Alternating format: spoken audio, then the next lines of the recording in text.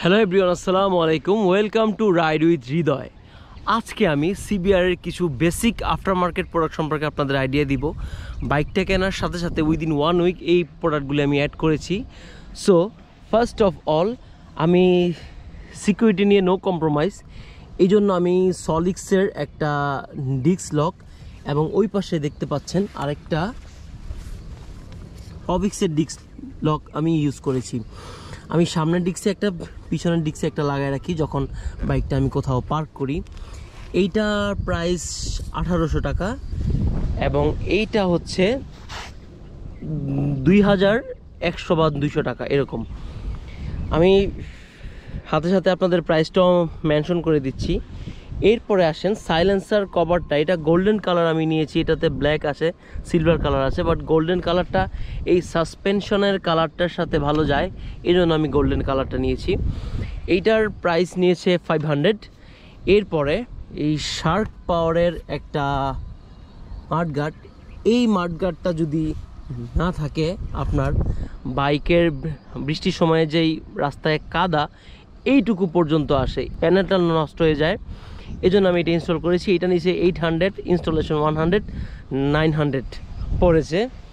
এরপরে আসেন এই বাম্পার অথবা লেগ গার্ড, এটা অনেকে আমাকে ইনস্টল করতে নিষেধ করেছেন, বাট আমার কাছে মনে হলো এই কিটগুলো তো খুব প্রাইজি, হঠাৎ করে এনি টাইম আমার হাত থেকে মানে বাইকটা পড়তেই পারে।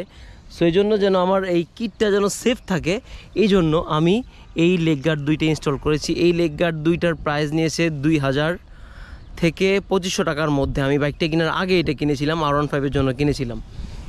এটা হচ্ছে, এরপর আমি RCBর একটা হ্যান্ড গ্রিপ ইনস্টল করেছি, এটা নিয়েছে 2000 টাকা এবং একটা হেলমেট লক ইউজ করেছি। আমার দুইটা হেলমেট চুরি হয়েছে, এই জন্য আমি হেলমেট লকটা নিয়েছি।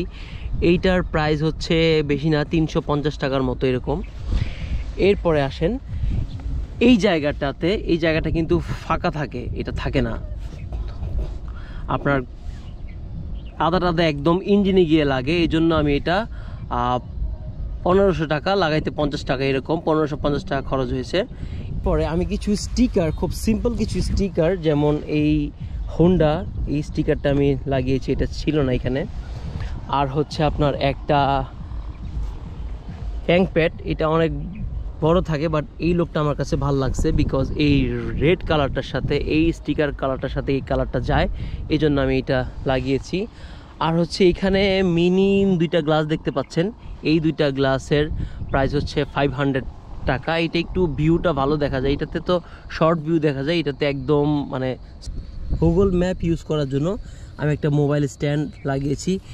এই মোবাইল স্ট্যান্ডটা লাগাইতে আমার অনেক কষ্ট হয়েছে, সিবিআরের জন্য স্পেশাল কিছু ইয়ে পাওয়া যায়, সবগুলো এখানে ইনস্টল হবে না, বাট এইটা আমি আমার মতো করে এইখান থেকে আমি এই পয়েন্টটা থেকে আমি লাগিয়ে নিয়েছি।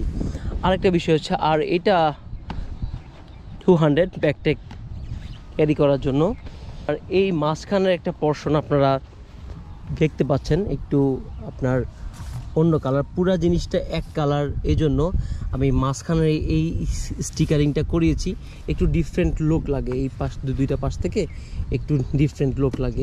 এইখানে একটা রেডিয়েটর আছে, এই রেডিয়েটর একটা গার্ড পাওয়া যায়, এটা R15-এরটা যেমন অ্যাভেলেবেল, বাট এটা খুব অ্যাভেলেবেল না, এটা আমি অনলাইনে অর্ডার করেছি, এটা আসলে আমি ইনস্টল করব।